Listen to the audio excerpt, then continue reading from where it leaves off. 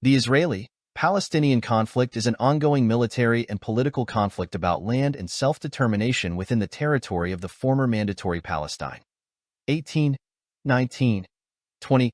Key aspects of the conflict include the Israeli occupation of the West Bank and Gaza Strip, the status of Jerusalem, Israeli settlements, borders, security, water rights. 21. The permit regime, Palestinian freedom of movement. 22. And the Palestinian right of return. The conflict has its origins in the rise of Zionism in Europe and the arrival of Jewish settlers to Ottoman Palestine in the late 19th and early 20th centuries. 23.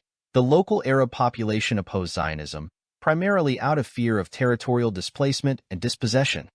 23. The Zionist movement garnered the support of an imperial power in the 1917 Balfour Declaration issued by Britain, which promised to support the creation of a Jewish homeland in Palestine. Following the defeat of the Ottoman Empire during World War I, Mandatory Palestine was established as a British mandate. Tensions between Jews and Arabs grew into intercommunal conflict. 24, 25. In 1936, an Arab revolt erupted demanding independence, which the British suppressed. 26.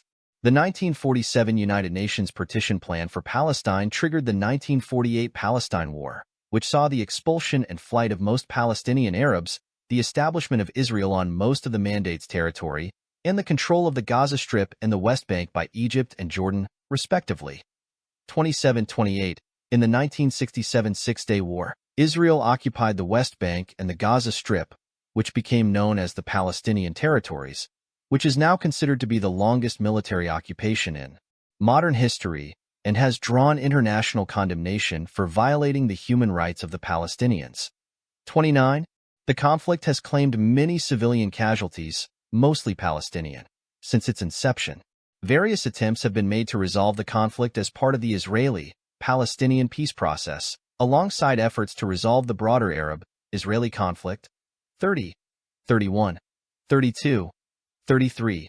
Progress towards a negotiated solution between the Israeli government and the Palestine Liberation Organization, PLO, was made with the Oslo Accords of 1993 to 1995. The majority of recent peace efforts have been centered around the two-state solution, which involves the establishment of an independent Palestinian state alongside Israel. Public support for a two-state solution, which formerly enjoyed support from both Israeli Jews and Palestinians, 34, 35, 36, has dwindled in recent years. 37, 38, 39. Official negotiations are mediated by the Quartet on the Middle East, which consists of the United Nations, the United States, Russia, and the European Union. The Arab League, which has proposed the Arab Peace Initiative, is another important actor, along with Egypt and Jordan.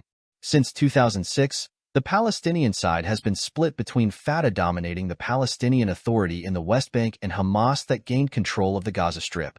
40. Attempts to remedy this have been repeated and continuing.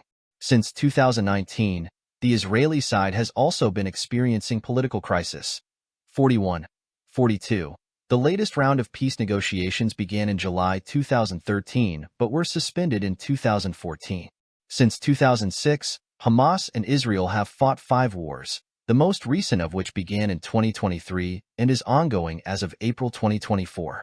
Israel has had its settlement growth and policies in the Palestinian territories harshly criticized by the European Union, citing it as increasingly undermining the viability of the two-state solution and running in contrary to the Israeli stated commitment to resume negotiations.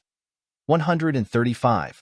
136. In December 2011, all the regional groupings on the UN Security Council named continued settlement construction and settler violence as disruptive to the resumption of talks, a call viewed by Russia as a historic step. 137, 138, 139.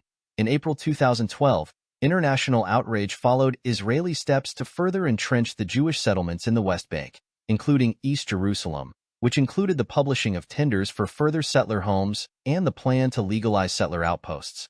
Britain said that the move was a breach of Israeli commitments under the roadmap to freeze all settlement expansion in the land captured since 1967.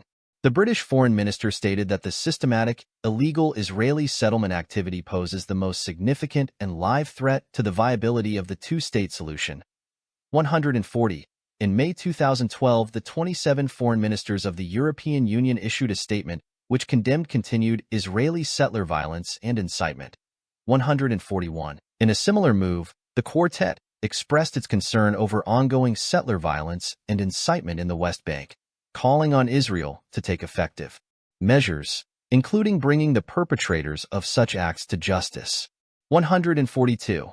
The Palestinian MAN news agency reported the PA cabinet statement on the issue stated that the West, including East Jerusalem, were seeing an escalation in incitement and settler violence against our people with a clear protection from the occupation military. The last of which was the thousands of settler march in East Jerusalem, which included slogans inciting to kill, hate, and supports violence.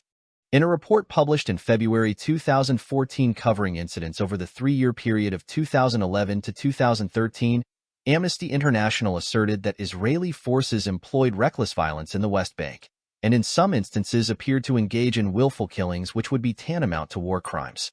Besides the numerous fatalities, Amnesty said at least 261 Palestinians, including 67 children, had been gravely injured by Israeli use of live ammunition.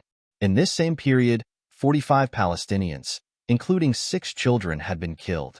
Amnesty's review of 25 civilians' deaths concluded that in no case was there evidence of the Palestinians posing an imminent threat. At the same time, over 8,000 Palestinians suffered serious injuries from other means, including rubber-coated metal bullets. Only one IDF soldier was convicted, killing a Palestinian attempting to enter Israel illegally. The soldier was demoted and given a 1-year sentence with a 5-month suspension. The IDF answered the charges stating that its army held itself to the highest of professional standards, adding that when there was suspicion of wrongdoing, it investigated and took action where appropriate. For more of these type of videos, subscribe to our channel and press the bell icon. Thanks.